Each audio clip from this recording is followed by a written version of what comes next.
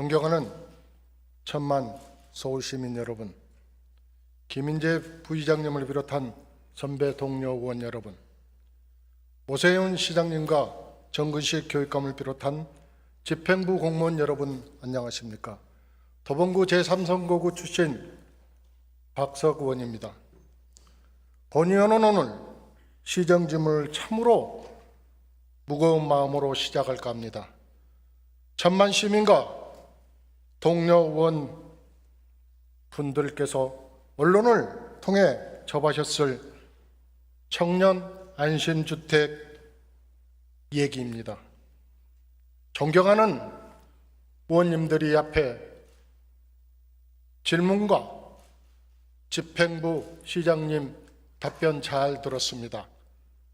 권 의원은 주택공간위원으로서 23년도부터 청년 안심주택 구조적인 문제를 지적하며 정책의 재구조화를 주장해 왔습니다. 물론 청년 안심주택에 입주한 청년들의 만족도가 91%로 매우 높고 역세권의 청년들을 위한 임대주택을 2만 원 넘게 공급했다는 성과 때문에 정책을 쉽게 접을 수 없었던 서울시 입장을 잘 이해합니다. 그러나 이제는 일부 사업장의 문제가 아닌 정책의 근본적인 한계가 드러난 만큼 서울시의 결단이 필요할 때입니다. 청년 안심 주택 추진 현황입니다.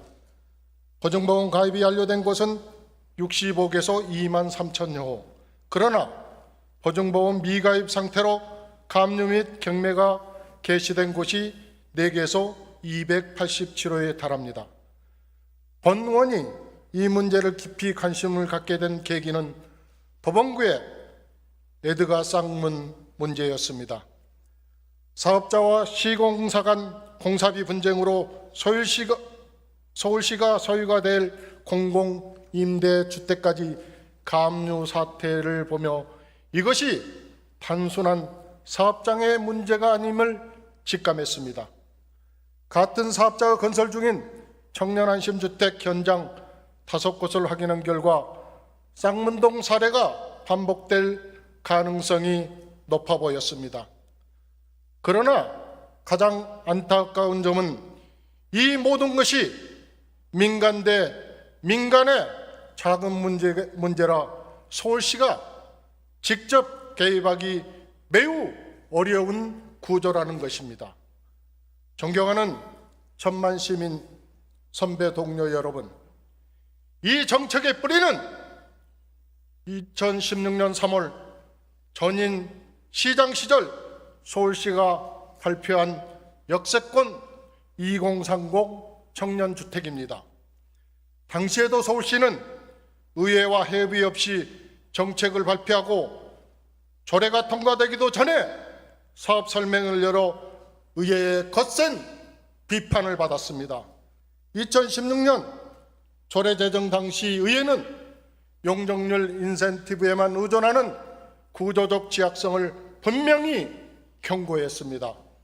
당시 언론과 시민단체는 개발 이익을 통한 임대주택 공급은 사업 진행에 따라 상승하는 토지 가격을 감당할 수 없는 경우가 대부분이라고 실패를 예언했습니다. 땅값 상승 등 부작용을 우려해 3년 한시 사업으로 시작했지만 실질적인 공급이 2020년에야 이루어지면서 사업의 생명이 연장되었고 결국 급조된 정책의 부작용이 이제야 터지고 말았습니다. 김성모 행정 2부 시장님 단상 앞으로 나와주시기 바랍니다.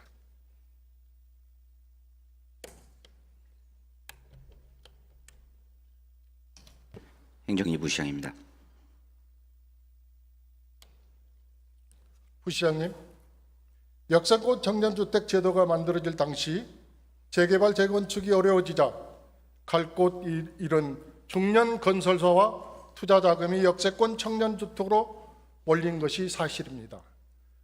뉴타운 해제 후 방치, 아파트 35층 제한 등 부동산 정책에 대한 비판 여론이 거세지고 2030 청년층의 탈서울 현상으로 서울시의 1000만 인구가 붕괴되자 이를 무마하기 위한 급조한 위봉책이 바로 역세권 청년 주택이었다고 비판하는 데서 어떻게 생각하셨나요? 네, 2016년에 의원님 말씀대로 역세권 2030 청년주택이라는 사업으로 시작이 됐습니다. 당시에는 뉴타운 해제로 인한 재개발, 재건축, 정비구역 사업 자체가 멈춰섰습니다. 당시에 청년들 주거 문제가 심각했고요. 고시원 등에 사는 청년들의 주거 문제가 심각한 문제로 대두된 상황이었습니다. 이럴 때 이제 민간 사업자에 의한 민특법에 의한 민간 건설 사업이 관심을 받았고 그래서 이 사업이 시작되게 된 계기라고 보여집니다. 당시 사업 추진 현황을 보면 사전 검토 요청건이 2018년 22건, 2019년 75건, 2020년 89건으로 급증하며 역세권 청년주택 사업에 사업자들의 관심이 쏠린 것을 확인할 수 있습니다. 이번 문제가 된 사업장들도 2019년, 2020년 사업을 시작한 곳들입니다. 부시장께서는 청년 안심주택 한참 확장되던 시기에 주택기획관, 주택건축본부장을 역임하셨습니다. 당시에는 지금과 같은 리스크에 대한 우려가 전혀 없었나요? 당시에 부동산 경기는 다소 호황이었습니다. 다만 사업 제도 자체가 설계될 때 민간 사업자에 대한 재정 상태를 검증하는 시스템이랄지 또는 저희 서울시가 직접 민간 건설 사업자를 감독할 권한이 없었고요. 관련 법령인 민특법의 여러 가지 제도적인 미비로 인해서 부실 사업자에 따른 리스크는 상존해 있었습니다. 그럼 그 당시에 의회와 언론과 시민단체가 그렇게 반대했음에도 불구하고 그렇게 밀고 나가는 이유가, 가장 큰 이유가 뭡니까? 당초에 서울시는 청년 주거 문제를 해소하기 위한 노력으로 공공 임대주택에 대한 물량이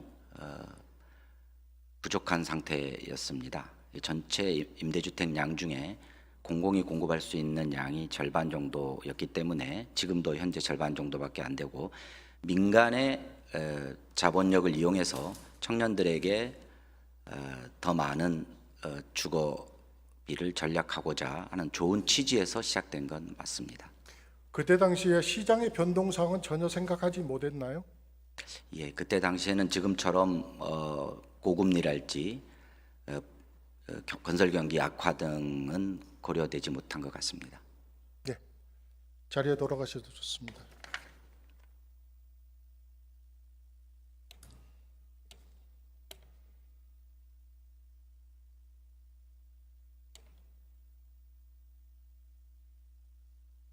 천만 시민 여러분, 동영원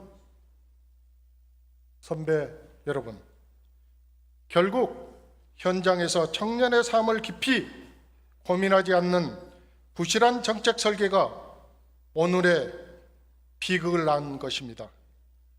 시한폭탄에 내가는 민간의 탐욕과 시장의 변동성이었고, 과거 저금리 시대에 설계된 정책이 고금리, 자재비 급등, PF 경색이라는 현실과 만나 약한 청년들 앞에 터지고 말았습니다. 이제 와서 과거의 책임을 묻는 것만 머무를 수 없습니다. 문제의 원인이 과거의 잘못된 설계에 있음을 명백해졌으니 지금 이 시점에서는 이미 터져버린 문제를 어떻게 수습하고 고통받는 청년들을 어떻게 보호할 것인지 모든 행정력이 집중해야 할 때입니다. 최신적 주택실장님 앞으로 나와 주십시오.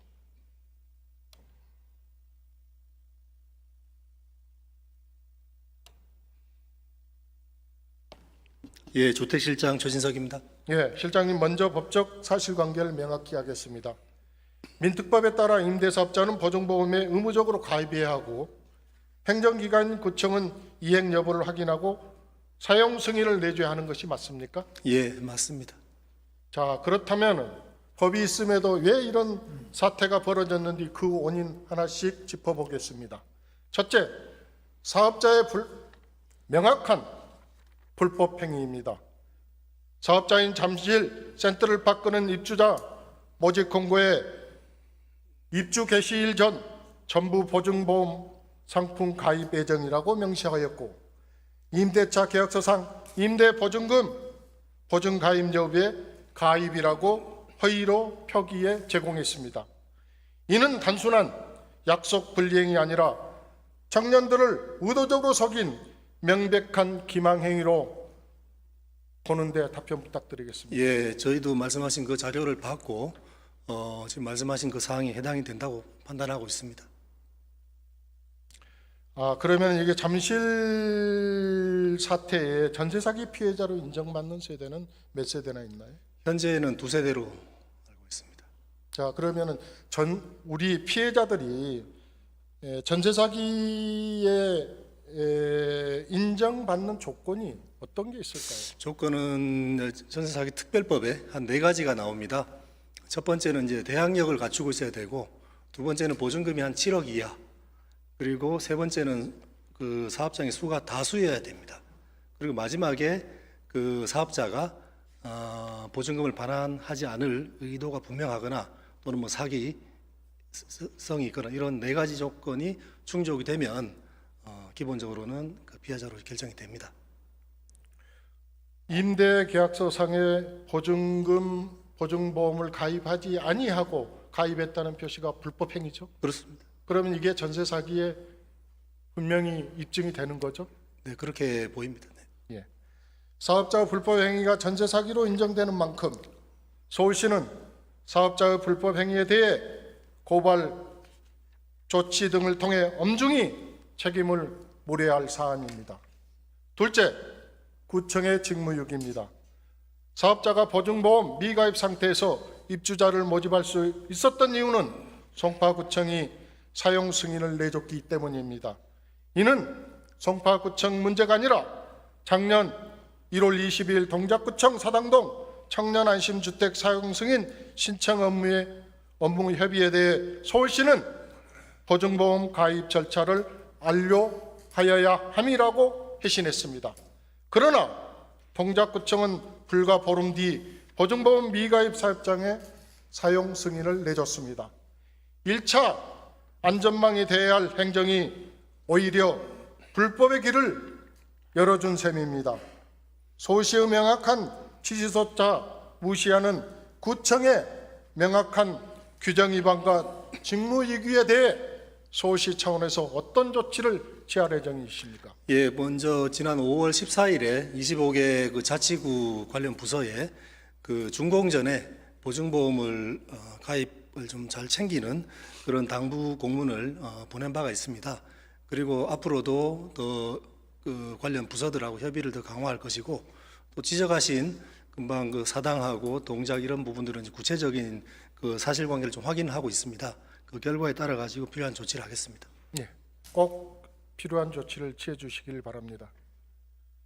셋째, 잠실처럼 강제경매 또는 가압류 발생하지 않는 보증보험 미가입 사업장도 상당히 많습니다. 민특법에도 불구하고 이런 상황이 계속 발생하여 입주 청년들의 불안을 키우고 있는데 대체 이 원인이 뭐라 생각하십니까? 뭐 1차적으로는 당연히 그 사업자가 민특법에 49조에 나와 있는 대로 가입을 하고 또 구청이나 국토부에 통보를 하는 것이 옳습니다. 이제 그러지 못한 부분이었고, 조금 더 이제 확대해서 보면은 이런 사업자가 또 왜 생겼느냐 하는 그 이면에는 아무래도 아까도 지적하셨지만 과거보다는 훨씬 더 건설 환경이 힘든 또 상황도 있지 않겠습니까? 근데 그런 부분들까지 이제 복합되다 보니 문제가 있었다고 보고, 또 시나 구에 또 확인해야 되는 이런 부분들도 같이 있지 않았었나라고 판단을 합니다. 그런데 보증보험 미가입 사업장이 상당히 많아요. 이 원인이 도대체 어디서 발생된 요인입니까? 또 말씀드린 이제 그런 유사한 상황이죠. 대부분 1차적으로는 그 사업자가 당연히 절차에 따라 가입을 해야 되지 않습니까? 그거 1번이고요. 그다음 두 번째는 관련되는 그 기관들에서 한 번 더 이렇게 체크를 할 수 있는 그런 어떤 절차상의 아마 의무들이 있습니다. 그것들을 정확히 지키지 않은 것으로 보이는데 정확한 사실관계는 좀 확인하고 있습니다. 넷째, 서울시 공식 자문기구인 역할의 문제입니다. 올 초 본 의원에게 에드가 쌍문에서 임대료 미반환 문제가 발생했다는 전화가 왔습니다. 확인 결과 입주민의 오해에서 시작된 일이고 잘 해결되었습니다. 이 과정에서 서울시 공식위원회인 청년주택운영자문위원회를 알게 되었습니다. 실장님, 청년주택운영자문위원회로부터 보증금 미반환 문제의 심각성에 대해서 사전에 공식적으로 전달받거나 논의한 바가 있습니까? 의원님, 이 청년주택운영자문위원회는 잘 아시겠지만 처음에 사업을 시작할 때 이게 이제 최초 그 임대료를 정하는 게 주된 기능입니다. 그리고 그 외에 그 부가적인 커뮤니티 시설 운영이라든지 이런 부분들을 쭉 다루는 것이고 지금 지적하신 것처럼 보증금의 미반환 문제 이런 부분들을 뭐 논의하지는 않은 그런 위원회였습니다. 위원회는 건전한 자문과 대안 제시를 위해 존재합니다. 만약 문제를 인지했다면 공식 채널을 통해 서울시에 경고하고 해결책을 함께 모색하는 것이 위원으로서의 올바른 순서이자 책임입니다. 이 점에 대해서 추후 위원회 개선이 필요해 보이는데 이에 대해 답변 부탁드립니다. 예, 적극적으로 한번 검토해 보겠습니다. 네. 지금까지 청년 안심주택 사태의 원인과 제도적 한계에 대해 살펴보았습니다. 실장님께서 생각하시는 청년 안심주택 관련 제도 개선 방안이 무엇인지 답변해 주시기 바랍니다. 예, 지금 민특법이라고 하지 않습니까? 이 법이 16년도에 생겼고 지금 한 10년 정도 운영을 했습니다. 그동안 초기에는 많은 그 청년 임대주택이 필요했기 때문에 용적률이나 이런 제도 도시계획적인 제도 지원 이런 부분에 좀 초점이 맞춰졌는데 그 과정에서 지금 여러 크고 작은 문제들이 생기고 있지 않습니까? 지금 봐서는 그 법에 대한 어떤 보완이 분명히 필요하다고 보입니다. 특히 이제 사업자들이 중소규모의 사업자들이 많은데 이분들이 가지고 있는 그런 재무적인 상황 이런 것들 좀 스크린할 수 있는 부분들이 필요합니다. 뭐 8월 26일 날 저희가 먼저 국토부에 건의도 했고요.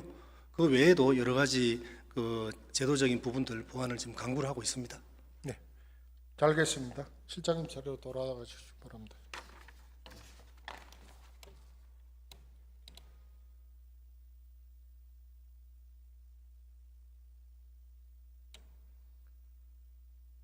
잠실 센트럴 사태가 언론에 대대적으로 보도되기 전부터 서울시가 피해자 간담회 등 문제 해결을 위해 노력해온 점 잘 알고 있습니다.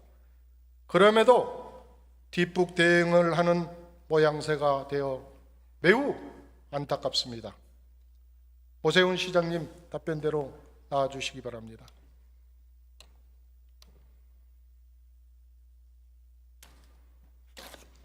네, 시장님 연일 고생이 많습니다. 감사합니다. 시장님, 지난 일요일 날 현장 상담소를 직접 돌아보시고 또한 피해 청년들과 면담을 하셨죠? 네, 그렇습니다. 청년들의 목소리를 직접 들으신 소회가 어떠신지 먼저 듣고 싶습니다. 예, 뭐 선의의 피해자들이죠. 전혀 예측하지 못한 상태에서 아마 뭐 어떤 청년의 경우에는 전 재산이 걸려 있을 텐데 굉장히 마음이 아팠고요. 저희들이 할 수 있는 한도 내에서는 최대한 노력을 해서 어떻게든 피해를 최대한 구제해야 되겠다 하는 결심을 굳히는 좋은 계기가 됐습니다. 시장님의 진심이 청년들에게 잘 전달되어 있기를 간곡히 또 믿습니다. 네. 시장님께서 2023년 건설 경기 악화로 위축된 공급을 활성화하고 청년들의 주거 안전을 위해 역세권 청년주택을 청년안심주택으로 명칭을 바꾸고 제도 개선에 나서신 노력을 잘 압니다. 하지만 시장님이 그 선의의 노력에도 불구하고 공교롭게도 안심이라는 이름이 붙은 지 불과 1년 만에 이런 일이 발생되었습니다. 돌이켜보면 매우 뼈아픈 결과가 되었다고 생각하는데 이에 대해서 시장님은 어떻게 생각하고 계십니까? 예, 안타깝습니다. 사실 뭐 방금 전에 다 대화를 나누셨습니다만은 우리 직원들이 상당히 애를 썼는데 뜻대로 안 된 부분들이 꽤 있습니다. 예를 들면 보증보험만 제대로 다 제때제때 가입이 돼 있었더라도 지금 이렇게 피해 임차인들이 생기는 일이 미연에 방지가 됐을 텐데 그 점에 대해서 꾸준히 챙겨온 흔적들이 있습니다. 지금 와서 생각해 보면 이제 처음부터 좀 더 거기에 행정 역량을 투입을 했었으면 어땠을까 하는 아쉬움이 좀 남긴 합니다만은 어저께 이 자리에서 여러 차례 말씀드린 대로 작년 말부터는 굉장히 집중적으로 그 부분을 챙겨왔고요. 그렇게 챙긴 이후에조차 자치구에서 협조가 잘 안 되어서 그 입주 절차가 보증보험 가입이 완비되지 않은 상태에서 이루어진 점, 뭐 이런 여러 가지 상황들을 볼 때 매우 안타까운 요소들이 있습니다. 시장님, 제일 우려스러운 부분은 청년 안심주택이 민간 사업이지만 서울시가 개입할수록 서울시 사업처럼 인식이 된다는 점입니다.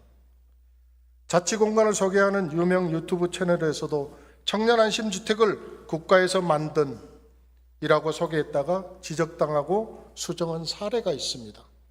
물론 서울시가 법적 책임을 넘어 구제에 적극 나서는 것은 마땅히 평가받아야 합니다. 서울시의 개입이 민간의 실패를 덜어주기 위함이 아니라 불법행위 피해자를 돕기 위한 결단이라는 점은 시민들께서도 알아주실 거라 믿습니다. 하지만 바로 그 점이 딜레마가 발생합니다. 지금 서울시에게 돌아온 비난은 어떻게 보면 민간을 통해 정책 성과만 얻으려다가 그 위험까지 떼하는 측면이 있다는 것입니다. 시장님, 앞으로 이 딜레마를 어떻게 관리를 하시겠습니까? 즉, 피해 시민을 적극 보호하되 서울시 사업이라는 오해를 막고 민간의 책임이라는 원칙을 명확하게 할 수 있는 방안을 가지고 계신가요? 지금 현재와 같은 경제 상황 속에서는 아마 선뜻 이 사업에 뛰어드는 사업자들이 없을 겁니다. 지금과 같은 고금리 상태에서는 사업성이 나오질 않으니까요, 일단. 그렇기 때문에 이제 공공의 지원이 필요하고요. 그래서 방금 전에 다른 의원님과 논의할 때도 잠깐 언급이 있었습니다만은 앞으로 이제 조성되게 되는 주택진흥기금과 같은 것을 활용을 해서 부족한 경제성을 좀 메워줌으로써 좀 더 많은 사업자들이 이 사업에 들어오게 하고 그 결과 청년층이 필요로 하는 1, 2인 주택들을 좀 더 많이 공급할 수 있는 그런 행정적인 목적을 달성하도록 큰 틀에서의 이제 틀을 짜야 되겠죠. 다행인 것은 아까도 언급했습니다만은 정부에서도 특수한 형태의 공공임대를 민간 사업자의 참여를 바탕으로 해서 지금 설계하는 걸로 파악이 되고 있습니다. 그렇게 되면 이제 서울시가 구상하는 시니어 하우징을 비롯해서 지금 이 청년주택 뭐 이런 여러 유형의 민간 주도 공공 지원 주택 공급 사업이 또 새로운 패러다임 정리된 형태로 나타날 수 있을 걸로 기대를 하고요. 지금 그 점을 예의주시하고 있습니다. 마지막 질문입니다. 앞에서 말씀해 주신 제도 개선 방안들을 포함하여 근본적인 해결책을 종합적으로 제안하고 시장님의 의지를 묻고자 합니다. 첫째, 불량 사업자의 시장 진입을 원천 차단해야 합니다. 시장님께서 약속하신 임대사업자 등록 요건 강화와 지자체가 사업자의 재무 건전성을 사전에 검증할 수 있도록 민특법 근거를 마련해야 합니다. 둘째, 사업 진행 과정에서 대응을 강화하고 임차인 피해를 예방해야 합니다. 먼저 구청의 보증보험 가입 여부 보고에 대해 서울시가 관리 감독 권한을 확보하여 행정의 2차 안전망 기능을 강화해야 합니다. 과태료 부과, 등록 말소, 인센티브 환수 조치는 물론 사업자 시공사 간 공사비 분쟁이 임차인 피해로 이루어지지 않도록 구청이 준공 승인 전에 공사 현장의 채무 관계를 확인하는 제도적 안전장치를 마련해야 합니다. 셋째, 비현실적인 금융 규제를 현실화해야 합니다. 사태가 터지고 나서야 관계기관이 허구와 경직된 LTV 기준을 들여다보기 시작했습니다. 주택과 상가 대출을 통합하는 통합 계산하는 비현실적인 산정 방식이 선량한 사업자마저 범죄자로 내몰고 있습니다. 시장님, 이 문제는 어느 하나만 고쳐서 해결될 수는 없습니다.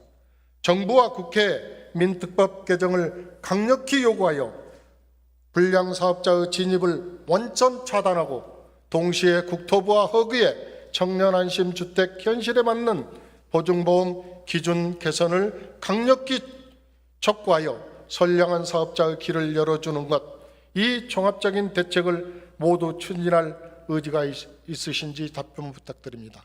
예, 현재로서는 저 정도 방안이 가장 현실성 있는 방안인 것 같고요. 다만 현실성은 있지만 실제로 추진하기에는 다 난점이 있는 쉽지 않은 과제들입니다. 계속해서 심도 있는 검토하겠습니다. 네, 시장님, 강력한 추진 의지를 확인했습니다. 그렇다면 이제 정책의 무게중심을 옮겨야 합니다.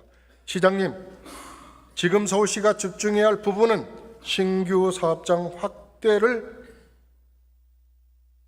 확대도 중요하지만 기존 문제 사업장을 어떻게 정리해야 할 것인가입니다. 그리고 10년 임대 의무 기간 만료를 앞둔 사업장들의 출구 전략을 어떻게 마련할 것인가입니다. 이 점을 깊이 헤아려 주시고 답변 부탁드리겠습니다. 예, 그것도 큰 숙제입니다. 지금 아무래도 그 문제를 해결하기 위해서는 전문가들하고 좀 회의체도 만들고 해서 우리 그 실무 부서에서 좀 깊이 있게 논의를 해야 가장 바람직한 해법이 나올 것 같습니다. 그렇게 유도하도록 하겠습니다. 네, 시장님 고생하셨습니다. 답변대로 들어가십시오. 네.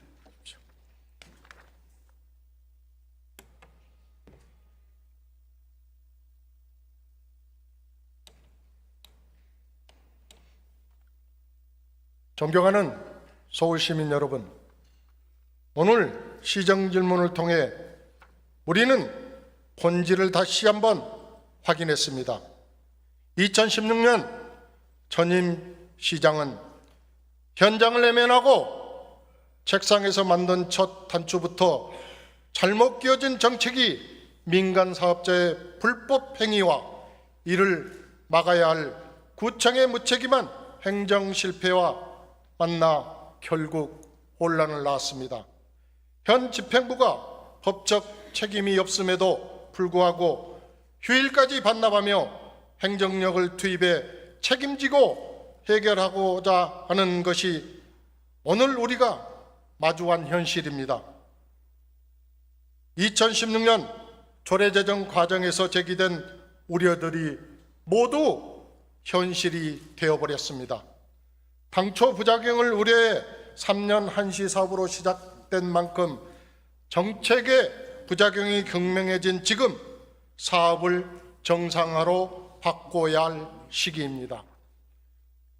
고통받고 계신 청년 여러분, 그리고 이 사태를 불안하게 지켜보고 계신 시민 여러분, 서울시의회는 서울시가 오늘 약속한 대책들을 반드시 이행하도록 끝까지 책임을 묻고 청년들의 주거 안정을 위한 근본적인 정책 전환을 이끌어내겠습니다.